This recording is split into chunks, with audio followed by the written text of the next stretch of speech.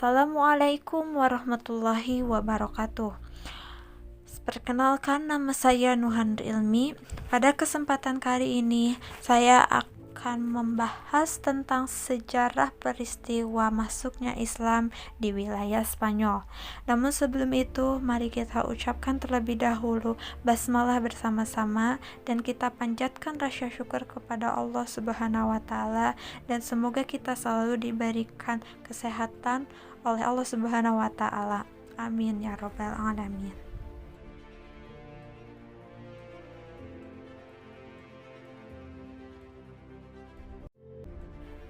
Pada masa sekarang ini, kita tahu bahwa Spanyol merupakan sebuah negara di Eropa yang sangat terkenal, terutama dengan adanya beberapa klub besar sepak bola terkenal yang berasal dari negara ini.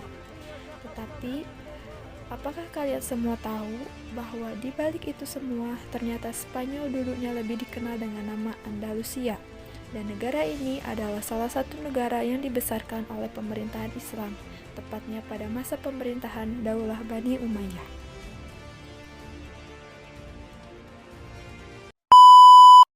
Sebelum menaklukkan Spanyol, pasukan Islam terlebih dahulu menguasai wilayah Afrika Utara dan menjadikannya salah satu daerah kekuasaan dinasti Umayyah.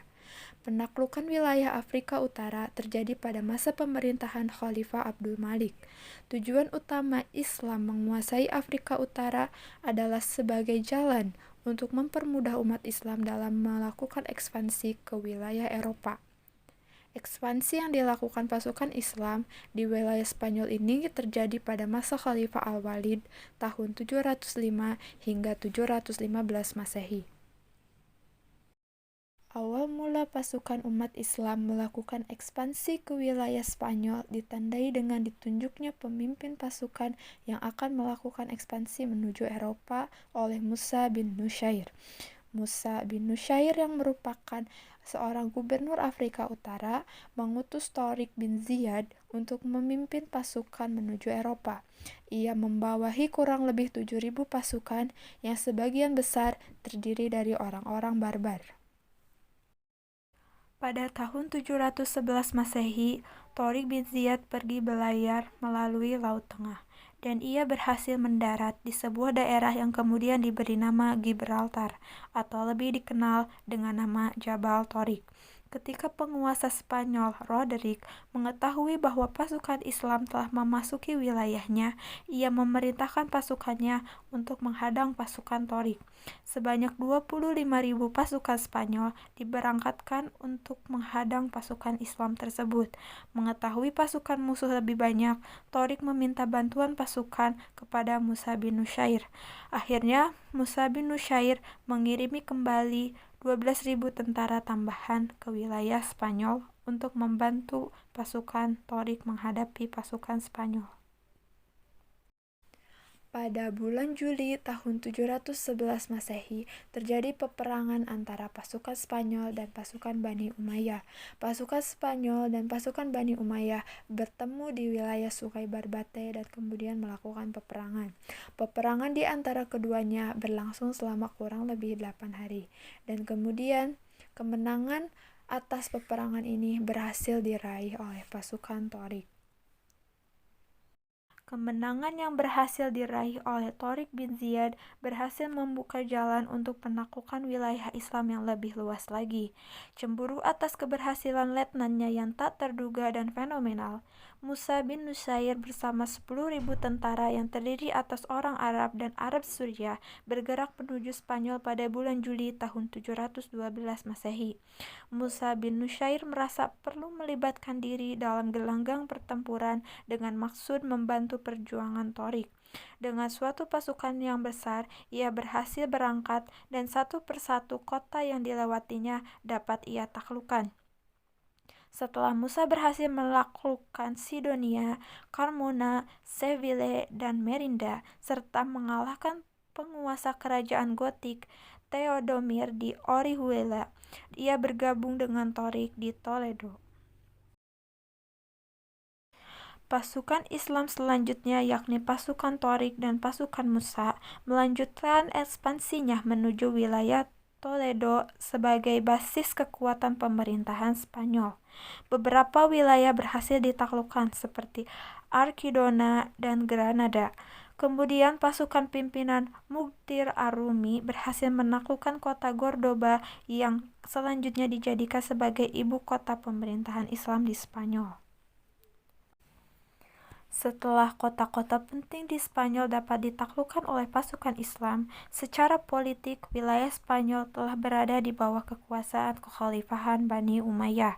Dalam melakukan ekspansi di wilayah Spanyol, umat Islam dapat dengan mudah meraih kemenangan sehingga dalam waktu yang cukup singkat dapat menguasai wilayah Spanyol.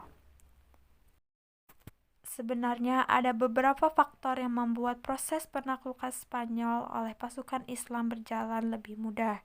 Salah satunya dukungan dari para penganut agama lain, seperti para penganut agama Yahudi yang merasa tertindas oleh kekuasaan Visigoth. Penguasa sebelumnya tidak toleran terhadap agama yang berada di luar Kristen. Bahkan para penganut Yahudi sebagai komunitas terbesar masyarakat Spanyol dipaksa dibaptis menurut agama Kristen dan mereka yang menolak akan dibunuh. Dengan munculnya pasukan Islam di wilayah Spanyol, membuat masyarakat Spanyol berhasil melakukan pemberontakan untuk melengsarkan pemerintahan Visigoth. Dengan masuknya pasukan Islam ke wilayah Spanyol, membuat masyarakat Spanyol merasa lebih bebas dari peraturan-peraturan sebelumnya.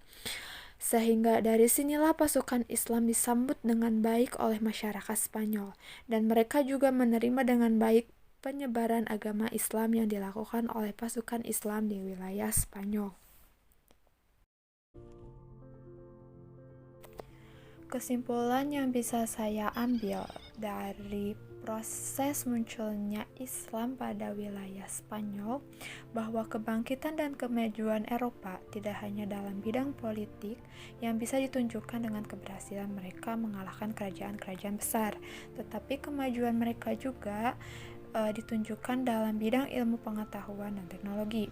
Kemajuan Eropa tidak bisa dipisahkan dari pemerintahan Islam yang berkembang di Spanyol.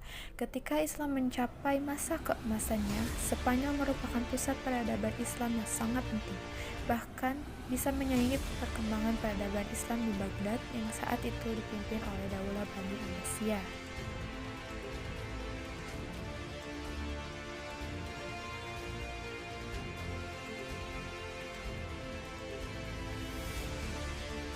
Jadi seperti itulah kurang lebih sejarah proses munculnya Islam di wilayah Spanyol. Semoga penjelasan yang saya sampaikan bisa dipahami dan semoga apa yang saya jelaskan bisa bermanfaat bagi kita semua. Sekian dari saya, mohon maaf bila ada kesalahan. Wassalamualaikum warahmatullahi wabarakatuh.